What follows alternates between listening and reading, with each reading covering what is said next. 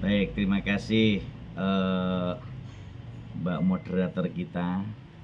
Tapi wabil khusus yang kita hormati dan kita banggakan bersama Bapak Dekan FKIP beserta jajarannya, wabil khusus Pak Wadik 1 Pak Agung.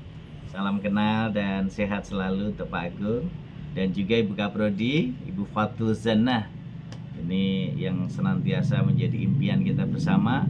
Kita mau menuju ke Zanah, sehingga nanti prosesnya akan menjadi pusat tujuan semuanya ya. Oke, Bapak dan Ibu yang kami hormati, sama-sama hari ini sebuah kebahagiaan dan kebanggaan saya bisa bersilaturahmi ke Prodi S2 Pendidikan Dasar, yakni khususnya PGSD di Universitas Muhammadiyah Palangkaraya. Keren, tepuk tangan dulu untuk kita semuanya ya. Alhamdulillah, ini satu kebahagiaan dan kebanggaan. Kenapa? Karena menjadi guru SD itu menjadi impian, menjadi dosen PGSD itu kemuliaan. Maka menjadi guru dan dosen PGSD dan SD itu adalah profesi yang sangat mulia dunia akhirat. Jadi Bapak dan Ibu tidak salah ketika memilih kampus Universitas Muhammadiyah Palangkaraya, khususnya FKIP, apalagi PGSD, karena di Indonesia ini hanya ada dua kampus. Satu Universitas Muhammadiyah Palangkaraya, yang kedua kampus lainnya gitu ya. Nah, sehingga hanya ada dua kampus saja ya. Termasuk yang prodi PGSD, ketika ditanya, "Dek, kuliah di mana?"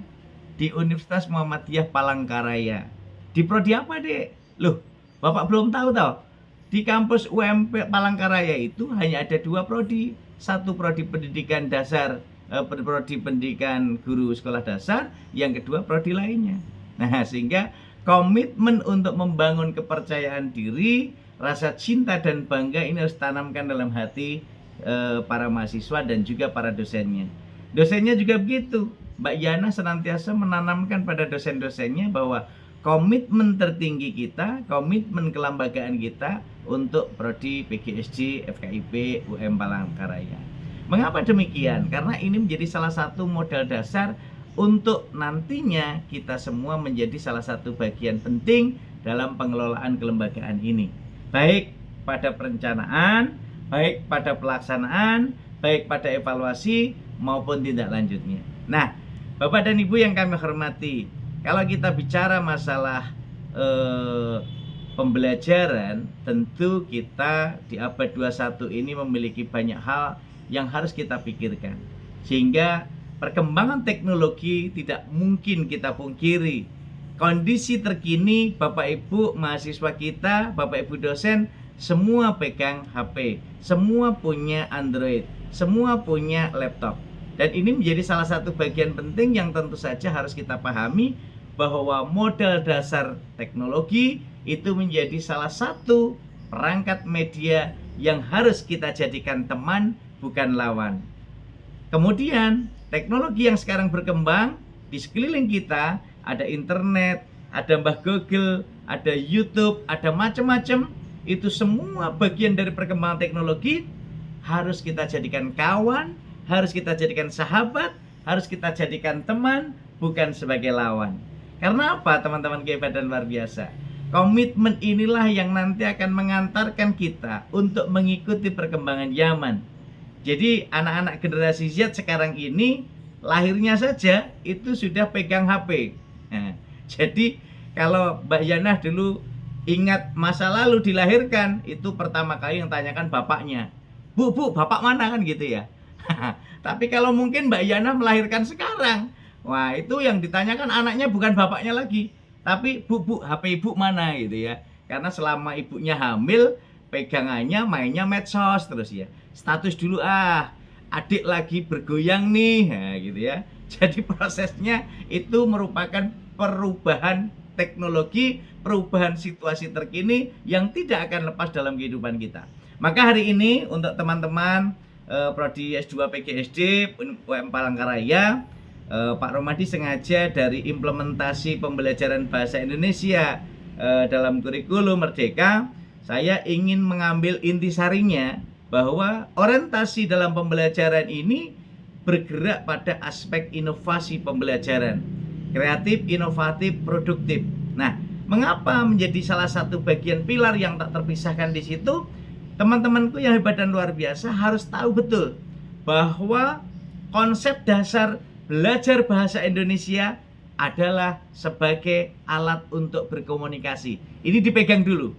Nah, sehingga Bapak Ibu lihat, kalau kita lihat pada kompetensi khususnya, belajar bahasa Indonesia itu sebagai alat komunikasi lisan dan tulis. Ada dua pilar ya, lisan dan tulis. Nah, sehingga kalau Bapak Ibu, adik-adikku semua ingin belajar bahasa Indonesia berarti harus praktik, harus menggunakan. Bahasa ketika tidak digunakan akan hilang. Maka kita harus menggunakan bahasa baik lisan maupun tulis. Nah, kalau kita lihat pada perangkat teknologi yang kita miliki, itu yang akan kita jadikan media pembelajaran. Itu yang akan kita jadikan teman dalam belajar. Itu yang akan kita jadikan sahabat untuk bersenang-senang dalam belajar. Itu akan kita jadikan saudara, sahabat, famili, dan semua handetolan untuk melengkapi kehidupan dan menggerakkan sayap-sayap semesta, bahwa kita semua menjadi bagian tak terpisahkan dalam pola pengembangan diri di situ. Nah, teman-teman hebat dan luar biasa, kalau kita lihat mengapa kita belajar bahasa Indonesia itu bergerak pada aspek yang akan kita komunikasikan. Teman-teman lihat pada layar ini yang sebelah kiri, ketika kita bisa menguasai kompetensi berbahasa Indonesia yang baik benar, maka akan memiliki kompetensi PR yang bagus, akan bisa berpidato depan publik, akan bisa menyampaikan ide dan gagasan dengan cemerlang, akan mampu menggerakkan sayap-sayap semesta di sekeliling kita untuk mengikuti apa yang kita inginkan dan apa yang kita harapkan. Kalau kita lihat di bagian bawah, ini generasi-generasi UM Palangkaraya yang keren dan luar biasa. Jas merah, jangan lupakan sejarah. Gerakan cinta pada kampus ini pun menggerakkan sayap semesta yang tentu akan menggerakkan semuanya. Dan ini merupakan komunikasi bahasa nonverbal. Meskipun cukup senyum 228, ini masih yang pakai pakaian kaos hitam dalam tengah ini, dia senyumnya 228 nih, ya. 2 cm ke kiri, 2 cm kanan, 8 detik mengembang. Ini modal dasar. Jadi menjadi guru dan dosen PGSD, modal dasarnya senyum 228. 2 cm ke kiri, 2 cm kanan, 8 detik mengembang. Cie-cie gitu ya. Jadi menyenangkan hati siswa kita. Coba teman-teman ketika Mbak Eva ini misalnya, Mbak Eva ini kan mahasiswa atau dosen ya. Mbak Eva kalau misalnya ini dosennya masuk kelas dengan senyum atau dengan cemberut, pilih senyum atau cemberut? Mesti Mbak Novi, Mbak Eva, Mas Suryansyah, ini semua pengen semuanya dosennya masuk dengan senyum 228. Nggak ada yang cemberut kan itu. Karena apa? Modal dasar senyum 228 itulah bahasa nonverbal yang menjadi perwujudan penguasaan kompetensi berbahasa. Jadi kalau teman-teman ingin belajar bahasa Indonesia dalam konteks kekinian, mulailah dengan senyum 228. 2 cm ke kiri, 2 cm kanan, 8 detik mengembang. Ini akan memunculkan kebahagiaan, semesta akan mendoakan kita, mahasiswa, murid semua akan mendoakan kita. Coba teman-teman jadi guru dosen masuk kelas dengan cemberut. Yang muncul ketika dosennya mengucapkan Assalamualaikum. Wah gitu. Dengan suasana yang berbeda ya Mbak Ayu misalnya Assalamualaikum. Rasanya beda, makcelus gitu kan. Nah ini beda. Maka ketika saya katakan Assalamualaikum Mbak Ayu, sehat toh? Nah, itu bahagia.